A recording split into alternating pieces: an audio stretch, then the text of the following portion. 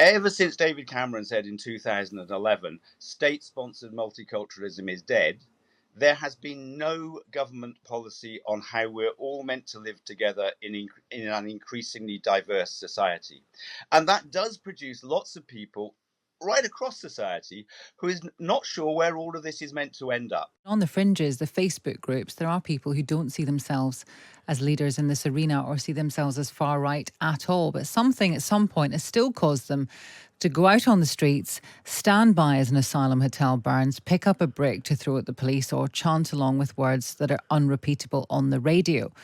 Now, some rioters cried yesterday as they appeared in the dock for their involvement in the disturbances across the country. So how do those people get to the far right? John Denham, you will remember, is a former Labour MP and minister.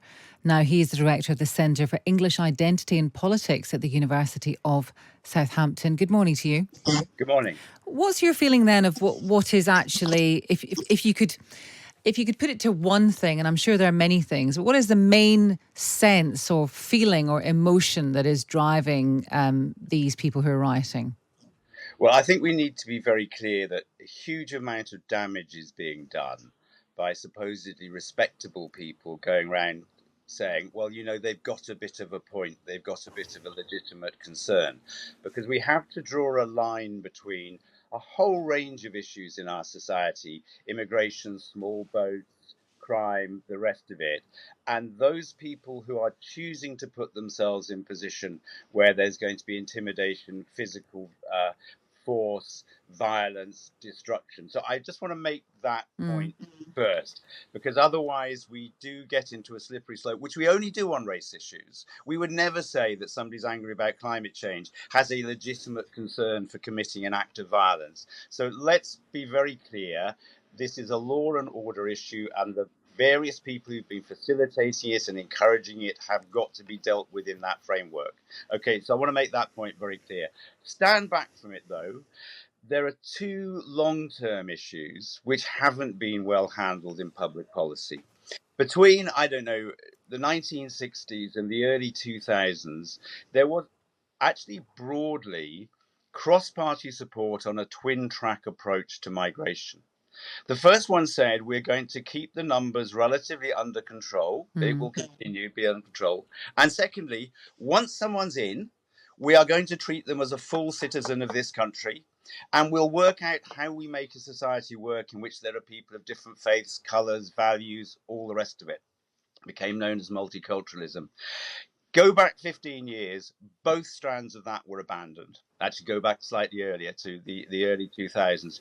Firstly, since the early 2000s, the idea of being pretty strictly controlling on immigration numbers has been abandoned effectively in public policy in lots of different areas. But equally significant, ever since David Cameron said in 2011, state-sponsored multiculturalism is dead, there has been no government policy on how we're all meant to live together in an increasingly diverse society. And that does produce lots of people right across society who is not sure where all of this is meant to end up. So what you have to do is get back to restating, whether it's the old multiculturalism or not, we can debate, but you have to get back to restating a government philosophy and practice of how we live together. Okay. It's quite a complicated issue, and you might think it's not, but many people are saying that so much of this is to do with Brexit, because what happened before and after Brexit, because a lot of the people are saying, English till I die, I want my country back, etc., etc. Now, people had a feel. There was a feeling amongst many people within the country. This is a kind of a slightly older debate, that there weren't jobs for British people because they were being undercut by people who were coming from within the EU, and that was a bad thing. That was almost like a separate thing. Then Brexit happened, and the problem seemed to switch. Because then we were talking about migrants coming from different parts of the world. And I know it's not as simple as this, but I think perhaps there are people who are taking part in these riots, in these protests, who felt that Brexit was going to mean something that it didn't mean, that it was going to mean, more jobs for British people, or the country perhaps going back a little bit, in a kind of demographic sense. And it's complicated, but successive governments are blamed for different things going wrong at different times when it comes to migration.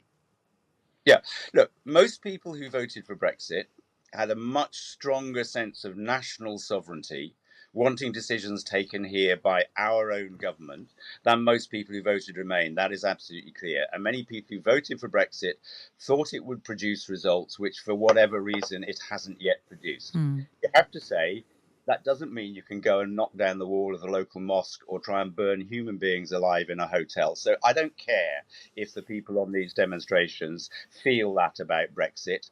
They have put themselves where they are because they are aligning with far-right racist agitators. Now, there's a broader debate, and it is raised by Brexit and many other issues.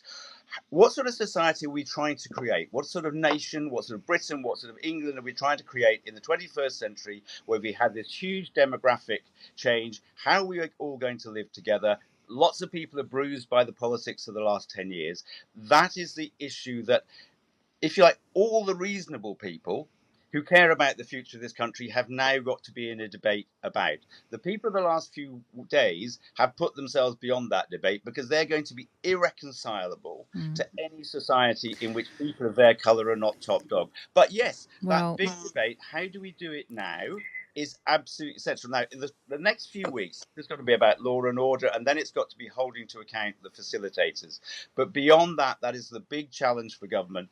We've not had a state. Okay, but John, a couple of things. We haven't got a huge amount of time, but and I know these things are different. There's multiculturalism. There's people from many generations. My family included, who've lived in the United Kingdom for decades. That's kind of the established multiculturalism. And then there's the issue of migration. And I think what people want, and they don't feel they've got from their politicians, is there's been no solution to illegal migration. And some people might say, well, it's very small numbers, but it's still a very emotive issue that's been weaponized by certain people. And then when it comes to, net migration, that's gone through the roof. So it doesn't matter which government it's been for the last 20 years, people feel very badly served by both governments when it comes to those issues. I'm not making a party political point, but I'm trying to give you some history and context. But the point that you say, established multiculturalism, tells you something. That actually that created that society you talked about, not by accident, but because people made a really conscious effort to make it work. We have now had a long extended period of time where there has both been massive migration and no serious discussion about how we make it work. And so what we have to repeat from where we are for the people who are now here is how we get back on track. And I'm going to say it's two things. You have to have lower levels of overall migration because you can only cope with a certain amount of change. But equally, you've got to say explicitly, there are lots of different people in this country with different backgrounds, histories, cultures. We've got to make a nation that works out of that. Okay. And that's what needs to be said. John, thank you very much for that. It's very interesting. It's John Denham, former Labour MP and Minister. Now he is at the Centre for English Identity and Politics.